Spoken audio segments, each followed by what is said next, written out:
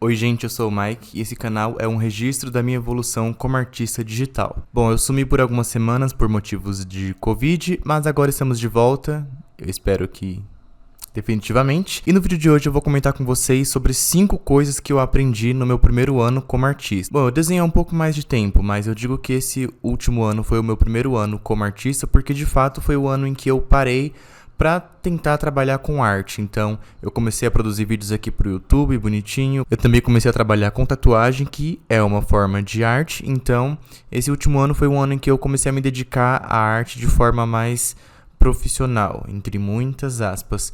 Então, eu quero comentar um pouco com vocês sobre as 5 coisas que eu aprendi durante esse meu primeiro ano. E enquanto a gente estiver conversando, eu vou deixar passando um speed paint que eu fiz, um speed draw que eu fiz dessa arte, dessa ilustração, dessa personagem do anime Miruko-chan, acho que é esse o nome do anime.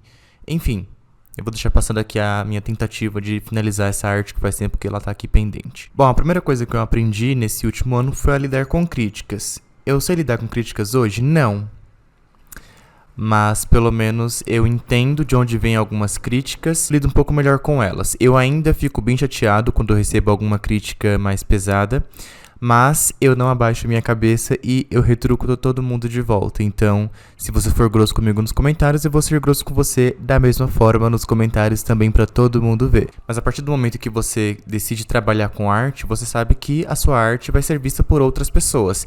Então, pessoas vão gostar, pessoas não vão gostar. E dependendo da forma como as pessoas vão reagir à sua arte, talvez isso pode deixar você um pouco frustrado, um pouco chateado. Eu ainda hoje tenho dificuldade com isso. Eu acho que mesmo quando é uma crítica construtiva, não tem necessidade de você expor isso de certas formas nas redes sociais. Por exemplo, você ir lá e fazer um comentário no vídeo da pessoa esculhambando, sabe? Se você vê que tem coisas que podem melhorar, você pode talvez mandar uma mensagem no Instagram, por exemplo, algo mais privado. Se você for grosso comigo, eu sou grosso de volta, só isso. Mas é uma coisa que eu tive que aprender a lidar porque quando eu era mais novo, eu sempre fui muito criticado pelos meus pais, então é uma coisa que eu tenho um pouco de receio hoje. Qualquer tipo de crítica que as pessoas vêm fazer pra mim, eu já ativo o modo escudo e não quero ouvir. Então eu tô tentando desconstruir um pouco isso, mas agora eu rebato todo mundo e é isso. 2. Aprendi que as ferramentas facilitam sim o trabalho. Não adianta o pessoal vir meter o louco e dizer que ai não, porque o tablet não desenha sozinho. Sim, meus amores, o tablet não desenha sozinho. Mas não vem me dizer que desenho digital é mais difícil que tradicional, porque não é. É mentira. E, dependendo das ferramentas que você tem, vai facilitar o seu trabalho, sim. Então, por exemplo, eu tinha uma mesinha digitalizadora que eu usava para desenhar. Mas se você desenhar olhando para um lugar, ou melhor, você desenhar num lugar olhando para outro, é complicado, é difícil. Quando eu fiz meu primeiro desenho digital foi assim e ficou um lixo, ficou horrível. Eu achei que o problema era eu. E na verdade o problema é que eu não tinha me adaptado muito bem à ferramenta e que tem ferramentas que fazem o seu serviço ser muito mais fácil, como por exemplo um tablet. Claramente que a galera sempre prefere o iPad porque o pessoal só conhece Apple, mas né, a gente tem aqui o tablet S6 Lite, que eu acho maravilhoso, ele serve para tudo que eu faço, então tem outras alternativas também. Ele é um pouco caro? É, porque né, a mesinha digitalizadora custa uns 200, 300 reais e o tablet 2.000. E minha gata tá destruindo minha casa inteira. Parabéns, filha, tá feliz? Mas quando eu vejo no Twitter o pessoal reclamando que ai não, meu tablet não faz desenho sozinho. É, meu amor, não faz mesmo seu desenho sozinho. Mas não adianta você vir falar groselha. Desenho digital é mais fácil porque a gente tem acesso a trocentos milhões de ferramentas que no desenho tradicional não tem. Então, o desenho digital é mais fácil e ter acesso a ferramentas de trabalho melhores vai facilitar seu trabalho sim. E é isso, gente, não tem muito o que fazer. Infelizmente, acontece. Se você tem condição de comprar uma mesa display, se você tem um computador e tudo mais, isso vai claramente agilizar o seu trabalho. Então, se você tiver condições, compre. Se você não tiver, tem algumas alternativas, como por exemplo aplicativos para desenhar no celular ou mesas digitalizadoras que já conectam com o celular, então você tem alternativas. Mas de qualquer forma, ter ferramentas facilita o trabalho sim. Bom, a terceira coisa que eu aprendi no meu primeiro ano como artista é que você vai ter que sim, infelizmente, aprender a utilizar as redes sociais. Isso dependendo do tipo de artista que você quiser ser. Tem alguns artistas que eles só postam seus trabalhos no ArtStation e em sites mais profissionais? Tem, e aí não tem necessidade de você conseguir seguidores, por exemplo.